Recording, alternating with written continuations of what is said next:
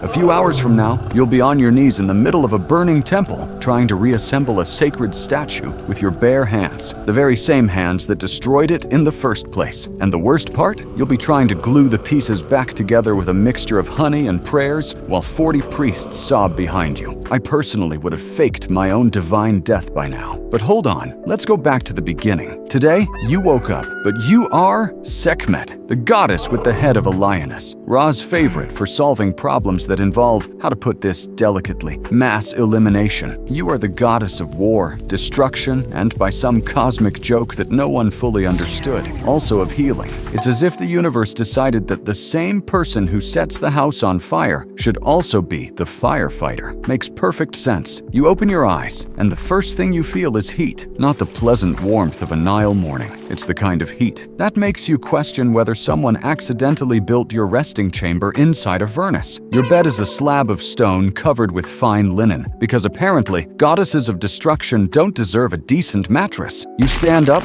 and the floor trembles. Not because of an earthquake, it's because you got up in a slightly bad mood, and your feet transferred that energy directly into the structure of the temple. 2 columns in the hallway develop cracks. You haven't even left the room yet. Your first appointment of the day is simple, absurdly simple. You need to cross the ceremonial hall of your temple to receive the morning offerings. You just have to walk in a straight line. Any being with 2 functioning legs could do it. The problem is that you are not just any being. You are an entity whose aura radiates destructive heat in a 3-meter radius. You take the first step, and the ceremonial rug starts to smolder. On the second step, it catches fire. On the third, the priests who were lined up on both sides begin to retreat at an impressive speed for men who spend 18 hours a day on their knees. You reach the offerings altar. There are fruits, bread, beer, and a floral arrangement that someone clearly spent hours putting together. You reach out to grab a cup of beer, and the cup splits in 2 the moment your fingers touch it. The beer spills over the fruits. The fruits begin to wither as if they had aged 40 years in 2 seconds. The floral arrangement simply bursts into flames. I observe all of this, and honestly, I'm starting to think the universe gave you powers of destruction, but forgot to install the off switch. The high priest approaches. He is trembling, but tries to maintain his composure. Keep this fellow in mind, because he is going to have a much worse day than you. He informs you, with his voice cracking only 7 times, that there is a blessing ceremony in the village south of the temple. The peasants are asking for protection against a plague that is killing their livestock. They want you, the goddess of healing, to go there and fix the problem. You, the same entity that just turned a sacred breakfast into ashes and spilled beer. Sending you to heal is like sending a flood to put out a fire. Technically, the water does extinguish the flames, but the end result isn't exactly what people had in mind. But first, you need to leave the temple, and this is where things start to get interesting. The main corridor of the temple has walls covered with murals depicting your great achievements. Battles won, armies decimated. That time, you almost exterminated all of humanity before Re tricked you with red beer. Classic. As you walk, your shoulder grazes one of the walls. The mural cracks. An entire chunk of wall breaks off and falls, revealing that behind the epic mural of you massacring enemies, there was a considerably less epic drawing of a cat chasing a ball of yarn. Someone is going to have to explain that later, but not now. You exit the temple, and the Egyptian sun greets you like an old acquaintance. The village is a short walk through the desert, and for the first time today, something seems possible without destruction involved. You are simply walking,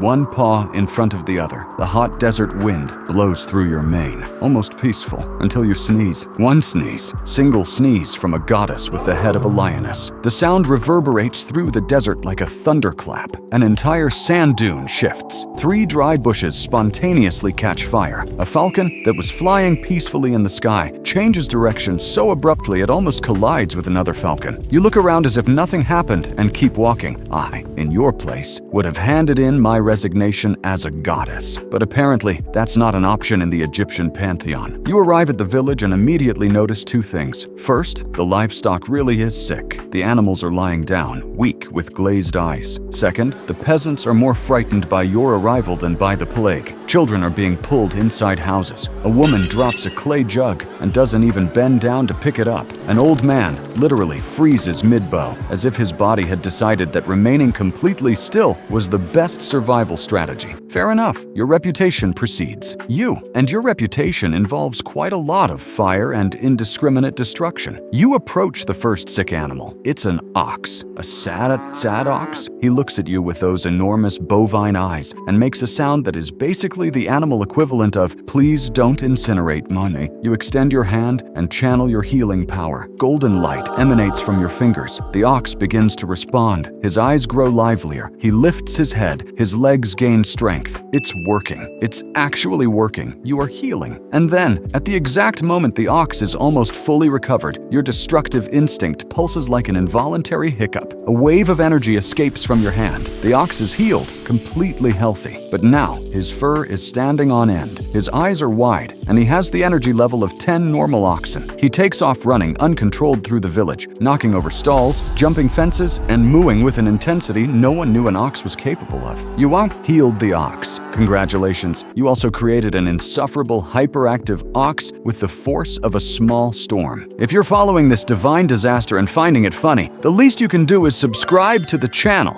I know it seems like a simple ask, but considering you're watching a lioness goddess destroy a village while trying to save it, I'd say this channel deserves at least one click. The button is right there. Go ahead. I'll wait. Kidding. I won't wait, because this story only gets worse. The peasants now have a new problem, a supercharged ox destroying everything, but the sick livestock still need healing, so you try again. The second animal is a cow. You concentrate harder this time. You channel the energy carefully. The healing flows gently. The cow recovers. No explosion of destructive energy. No uncontrolled stampede. The cow simply stands up, healthy and calm. The peasants let out a collective sigh of relief, and then the cow opens her mouth and lets out a moo so deep and prolonged that the mud walls of the nearest house crack. The cow is healed. The cow's voice now has enough power to bring down structures. Technically a success. You spend the next few hours healing animal by animal. Each healing works. The animals get healthy, but each one develops a different and inexplicable side effect. A goat that can now jump 3 times higher than normal. A donkey that won't stop walking in perfect circles. 2 chickens that have apparently lost the ability to feel fear and now stare down any living being with a disturbing aggression. The village is technically saved from the plague. It is also technically under attack from its own supercharged animals. I look at this situation and conclude that you are the only entity in the universe capable of solving one problem and creating 3 new ones simultaneously. Remember the high priest? I told you to keep him in mind. Well, he appears in the village, breathless, covered in dust, with an expression oscillating between absolute terror and the desire to cry. He informs you that during your absence, the cracks you caused in the temple this morning have expanded. The mural wall has completely collapsed. The sacred statue of Ra that stood at the main altar has toppled and broken into 6 pieces. The priests tried to hold it, but apparently 6 men are no match for a 2-ton granite statue obeying gravity. You return to the temple. The scene is exactly as bad as it sounds. Chunks of mural on the floor, dust in the air, priests sweeping debris with expressions of people rethinking their career choices in the priesthood. And in the center of it all, the 6 pieces of Ra's statue, scattered like a puzzle no one asked to assemble. You need to fix this. You are a goddess. You have healing power. If it works on oxen, it should work on statues, right? Wrong. But you try anyway. You kneel before the pieces and channel your energy. Golden light envelops the fragments. They begin to move, to attract each other, to slowly fit together. It's working. The statue reassembles itself, piece by piece, as the priests watch with their mouths open. Just enough that Ra's face now appears to be looking to the left, with an expression suggesting mild disapproval. The high priest looks at the statue, looks at you, looks at the statue again, opens his mouth to say something, thinks better of it, and simply turns around and walks away. I honestly respect that decision. The rest of the afternoon is a sequence of repair attempts that work between 70 and 90% of the way. You fix the cracked columns, they stand, but one now has a slight lean it didn't have before. You restore the mural, the painting returns, but the colors are slightly more vibrant than the original, making the cat with the ball of yarn look like a masterpiece, while the battle scene scene beside it appears faded by comparison. You attempt to repair the burned ceremonial rug and, surprisingly, it comes out perfect. No flaws, no alterations. The priests celebrate the day's first repair without a side effect. And then someone steps on the rug and discovers it is now permanently warm to the touch, as if it has thermal memory of your feet. No one knows if this is a flaw or a blessing. The priests decide it's a blessing. Easier that way. The sun begins to set over the Nile, painting the sky in shades of orange and red that, ironically, match your destruction aesthetic perfectly. You walk back to your chamber, passing through the now slightly crooked corridor, past the statue with the slightly disapproving head over the permanently warm rug. The priests bow as you pass, and you notice something in their eyes that isn't fear. It isn't exactly gratitude either. It's more of a resigned acceptance that this is the cost of having a goddess of destruction and healing living in the same body and in the same temple. You lie down on your slab of stone covered with fine linen. The temple is standing, more or less. The village is saved, more or less. The animals are healthy, more or less. Everything in your day worked partially, which, thinking about it, is the best possible outcome when you are a force of nature trying to do delicate work. It's like asking a volcano to perform surgery. The volcano does try, but the patient is going to come out with a few burns that weren't in the original plan. Today's lesson: if the gods gave you the power to destroy everything and also to fix everything, be suspicious, because no one told you the fixing was going to work right. And deep down, perhaps Sekhmet's true talent is neither war nor healing. It's making everyone around her accept that almost perfect is the best they're going to get. And tomorrow you wake up as someone who heals diseases and also creates them, the same guy, at the same time. If you thought Sekhmet had a conflict of interest, just wait until you see what Apollo gets up to when the fever and the remedy come from the same god.